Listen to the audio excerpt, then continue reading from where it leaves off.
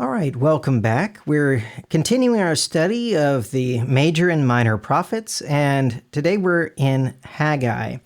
And we're going to take a look at a lot of the book, not every verse, but a lot of it. So when we talk about Haggai, we're talking about the time of the return from captivity and the rebuilding of the temple. So just as a sort of a short history, after Judah is taken into captivity by the Babylonians, we have the books of Ezekiel and Daniel, and a good bit of Jeremiah towards the end of that as well. But during the time of their captivity, we see Cyrus the Persian conquering Babylon, and so the Jews were then under the Medes and the Persians. Then after 70 years of captivity, as Jeremiah prophesied the 70 years and Isaiah prophesied about Cyrus sent them back to rebuild the temple. And Zerubbabel, who's a descendant of David, he's an ancestor of Jesus, he's in the line of the kings, but he was the governor, along with Joshua, and that's the same name as Jesus, basically. And he's the high priest. Those two led the first group of Jews back to their land, and they laid the foundation of the temple. And they set up the altar, and they started sacrificing. So they didn't have the building of the temple, but they had the foundation, they had the altar, and they had started doing the regular sacrifices. And their enemies then wrote to the kings of the Medes and the Persians that came after Cyrus, and they falsely accused the Jews of rebelling by rebuilding Jerusalem. They said it's a rebellious city, it's rebelled against kings in the past, which is true. But the kings ordered them to stop the Jews from building the city, and they stopped them from building the temple for about 16 years. And then God sent Haggai and Zechariah to get them building again. And we see that in Ezra chapter 5, verses 1 and 2. From the web translation, we're going to use that again tonight because we're looking at so much of the book of Haggai. For copyright reasons, we're going to stick with that. But it says in Ezra 5, verses 1 and 2, "Now the prophets Haggai the prophet and Zechariah the son of Iddo prophesied to the Jews who were in Judah and Jerusalem. They prophesied to them in the name of the God of Israel. Then Zerubbabel the son of Shealtiel and Jeshua the son of Jozadak rose up and began to build God's house, which is at Jerusalem. And with them were the prophets of God helping them." So we see here where they fit in. We have Haggai and Zechariah prophesying at the same time. And their purpose, it tells us here, was to get them to build the temple, get back to building. And that's what we see very clearly in this book of Haggai. So in the first 4 verses, well, it starts off in verse 1, in the second year of Darius the king. This Darius is not the same Darius as we read about in the book of Daniel, that threw Daniel in the lion's den. This is a different Darius that came later on, because this is much later in history. Daniel would not even be alive at this point, and I don't suppose that Darius would be either.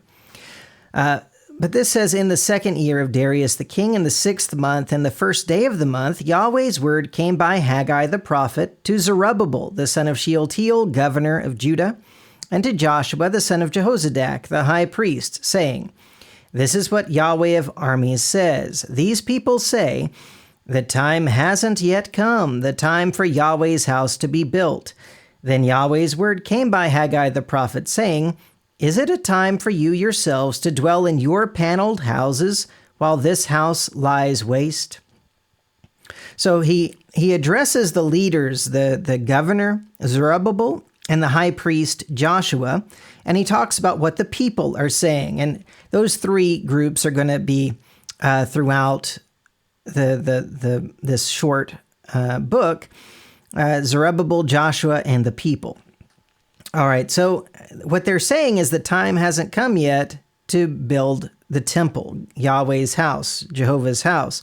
And so God is saying, why are you living nicely in your paneled houses. You've built your houses, but my house, this house, lies waste. Shouldn't you be working on God's house before working on your own houses? Why are you having your priorities out of whack? In verses 7 through 11, it says, "This is what Yahweh of armies says, consider your ways. Go up to the mountain, bring wood, and build the house. I will take pleasure in it, and I will be glorified, says Yahweh." So there he says, if you will build the temple, God's house, he's going to be happy. He's going to be glorified, and he's going to be happy with that. And anyone who loves God would say, well, if that's what makes God happy, then that's what I want to do. He says, "You looked for much, and behold, it came to little. And when you brought it home, I blew it away. Why, says Yahweh of armies? Because of my house that lies waste, while each of you is busy with his own house. Therefore, for your sake, the heavens withhold the dew, and the earth withholds its fruit. I called for a drought on the land, on the mountains, on the grain, on the new wine, on the oil, on that which the ground produces, on men, on livestock, and on all the labor of the hands." So God says, you are not getting what you think you should get. You look for much, and it's only a little. When you brought the little home, I blew it away. He says, I'm removing your blessings from you, essentially. And that's physical things. They are suffering physically. The heavens withhold the dew. He called for a drought on the land. Everything is not producing well, and they're not having rain. They're just suffering because they're busy with their own houses while God's house lies waste. They're not doing what they should do. In verses 12 through 14, it says, "Then Zerubbabel, the son of Shealtiel, and Joshua, the son of Jehozadak, the high priest, with all the remnant of the people, obeyed Yahweh, their God's voice, and the words of Haggai the prophet, as Yahweh their God had sent him. And the people feared Yahweh. Then Haggai, Yahweh's messenger, spoke Yahweh's message to the people, saying, I am with you, says Yahweh. Yahweh stirred up the spirit of Zerubbabel, the son of Shealtiel, governor of Judah, and the spirit of Joshua, the son of Jehozadak, the high priest, and the spirit of all the remnant of the people, and they came and worked on the house of Yahweh of armies, their God." So it tells us that they listened. They listened to the prophet Haggai, and this stirred up their spirit. This isn't a supernatural stirring up of their spirit, except by supernaturally giving his word through a prophet. Okay, so Haggai is speaking God's message to the people, and God then uses that to stir up their spirits and get them to work.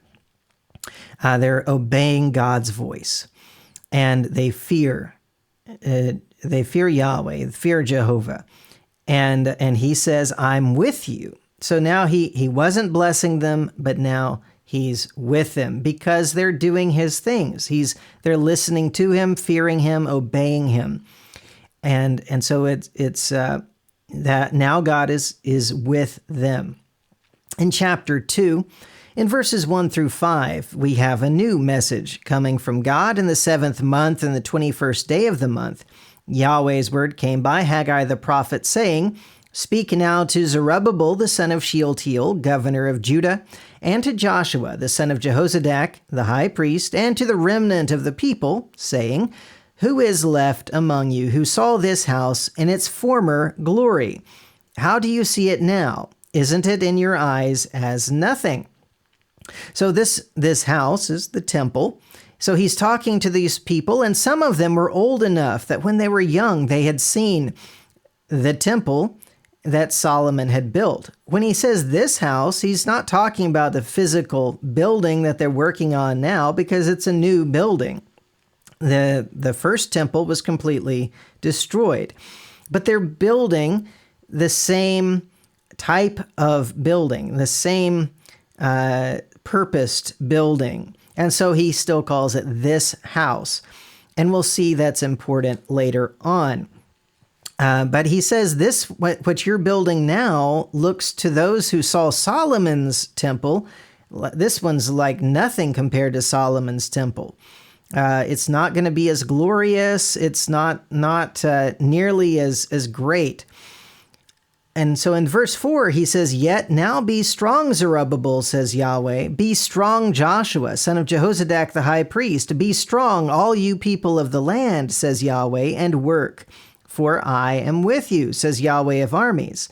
This is the word that I covenanted with you when you came out of Egypt, and my spirit lived among you. Don't be afraid." All right, so he's telling them, now be strong and courageous, right? That was the message through Moses, through Joshua. Don't be afraid, be strong. And when he talks about when you came out of Egypt, and they've just done something similar. They have come out of Babylon now. And he said, "My spirit lived among you then." And that was through the prophets, especially through Moses. And the message was coming to them from God then, as his spirit lived among them. Now that's the same thing's happening. You've got Haggai and Zechariah prophesying. The spirit is living among them and saying, "Don't be afraid, be strong, for I am with you. Work." And so it doesn't matter that you feel discouraged at the size, at the grandeur of this new temple, but just know I'm with you, and that's the important part. That's the point of the temple, that I am with you. Okay. In verses 6 through 9, it says, "For this is what Yahweh of armies says. Yet once it is a little while, and I will shake the heavens, the earth, the sea, and the dry land, and I will shake all nations. The precious things of all nations will come, and I will fill this house with glory, says Yahweh of armies. The silver is mine, and the gold is mine, says Yahweh of armies. The latter glory of this house will be greater than the former, says Yahweh of armies. And in this place I will give peace, says Yahweh of armies."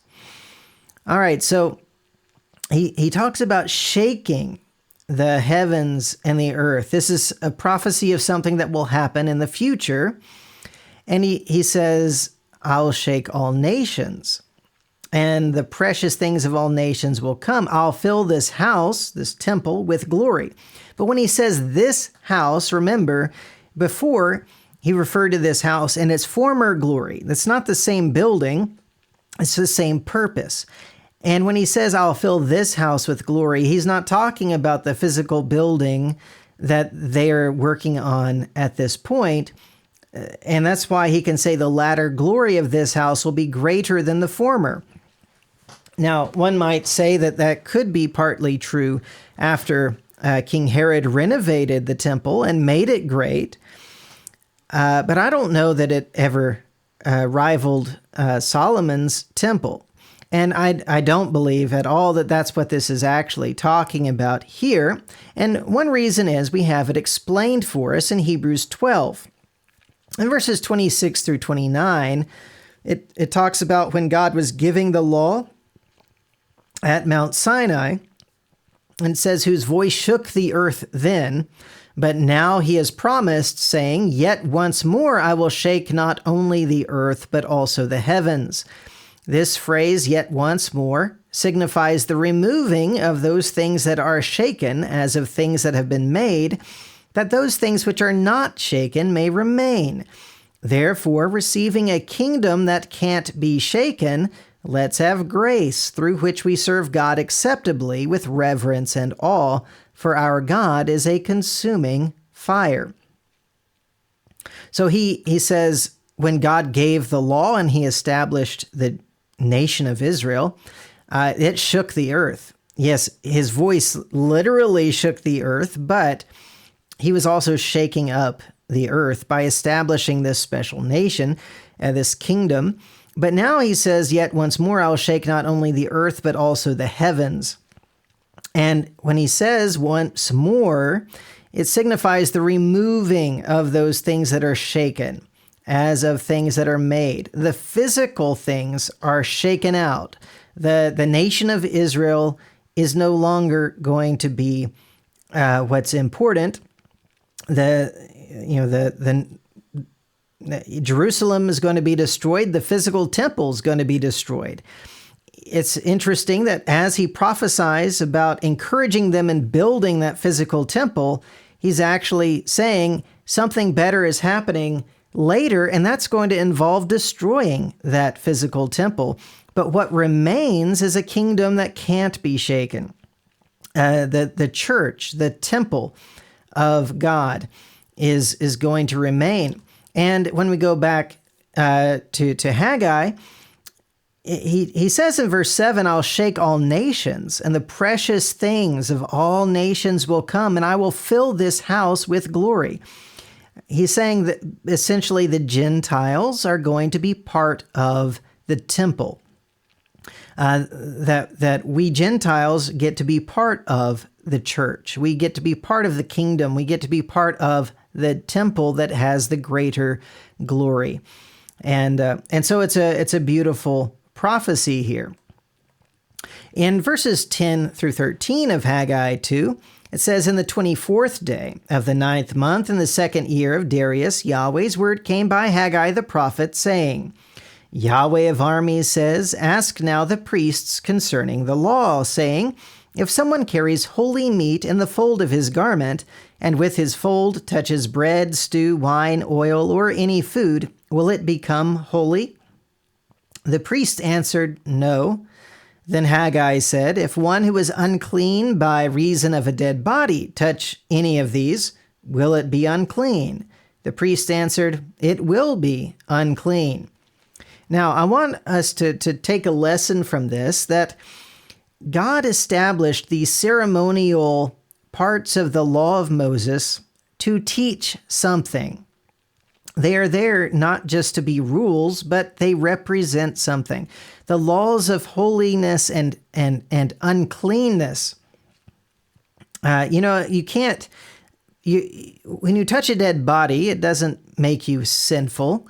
But what God was teaching them about is sin, uncleanness, those that are not holy to God, and how those that are not holy cannot offer things that are holy. And that's what we're going to see. And so he's saying you can't offer a sacrifice that is holy, and then you, the unclean, become holy from it. You have to be clean. You have to be holy to offer something that is holy. And that's what he says here in verses 14. Beginning, he says, then Haggai answered, so is this people, and so is this nation before me, says Yahweh, and so is every work of their hands. That which they offer there is unclean. So because they are unclean, what they touch, what they offer is unclean. Verse 15, now please consider from this day and backward, before a stone was laid on a stone in Yahweh's temple. Through all that time, when one came to a heap of 20 measures, there were only 10. When one came to the wine vat to draw out 50, there were only 20. I struck you with blight, mildew, and hail in all the work of your hands, yet you didn't turn to me, says Yahweh. Consider, please, from this day and backward, from the 24th day of the 9th month, since the day that the foundation of Yahweh's temple was laid. Consider it. Is the seed yet in the barn? Yes, the vine, the fig tree, the pomegranate, and the olive tree haven't produced. From today, I will bless you. So God tells them, you have not been blessed. You have been disciplined to try to get you to turn back to me, but you didn't do it until I sent these prophets, right? But he says, think back from when the foundation was laid until the stones started being put on top of each other to actually build the temple. You have not prospered. You have not done well. You've had all kinds of problems. I've struck you with all these things. And so understand the reason for that was because you were not doing my will. You were not doing what I wanted you to do. You were taking care of your things, not mine. And so he says, from today, I will bless you, because they are now starting to do what God wants them to do. They have repented. They are now working and doing the will of the Lord. In verses 20 through 23, then, we see Yahweh's word came the second time to Haggai in the 24th day of the month, saying, Speak to Zerubbabel, governor of Judah, saying, I will shake the heavens and the earth. So he's going back to that prophecy. We know that's a prophecy of the establishment of the kingdom of Christ. And so he says in verse 22, I will overthrow the throne of kingdoms. I will destroy the strength of the kingdoms of the nations. I will overthrow the chariots and those who ride in them. The horses and their riders will come down, every one by the sword of his brother. In that day, says Yahweh of armies, I will take you, Zerubbabel my servant, the son of Shealtiel, says Yahweh, and will make you as a signet, for I have chosen you, says Yahweh of armies. So when he's talking about when he shakes the heavens and the earth, he's talking about the establishment of the kingdom of Christ, especially the fulfillment of that and the removal of the old system of worship and the old kingdom, all of those things. But he's saying, in that day, I'll take you, Zerubbabel. Well, Zerubbabel's not going to be alive then. He says, I'll make you as a signet ring, like a seal, what they use to seal their documents and such. And so he says, I have chosen you. But who does Zerubbabel represent? Well, he's a descendant of David in the line of the kings. He's an ancestor of Jesus. And so he's really prophesying about Jesus here. The one who will sit on the throne, the one who will overthrow these other kingdoms that rise up against him. And so we have at the end of this prophecy, a prophecy about Jesus, even though he directs it to Zerubbabel, who represents Jesus. And when we look at the prophecy of Zechariah, we'll find something similar in relation to Joshua the high priest. All right, so Haggai worked along with Zechariah as prophets sent by the Lord to get the people of Judah building the temple again. And even though the people had reasons they were not building at that time that they thought were good reasons, God held them responsible and even disciplined them by sending drought. And because they then listened to God as he spoke through the prophets, and they started building again, God promised to bless them. And God promised something greater coming in the future. The temple would be greater. It's talking about the church. And the heavens and the earth would be shaken, and the precious things from all nations would come into the greater temple. That's the Gentiles becoming part of the temple, and those nations that stood against it would fall. And God says that Jesus, or Zerubbabel, representing Jesus, would be a signet ring for him, and he has chosen him. So that is essentially the book of Haggai, and of course there's more, lots more lessons I'm sure that we could pull out of the book, but just as an overview, I think that will hopefully be helpful for you. Thank you.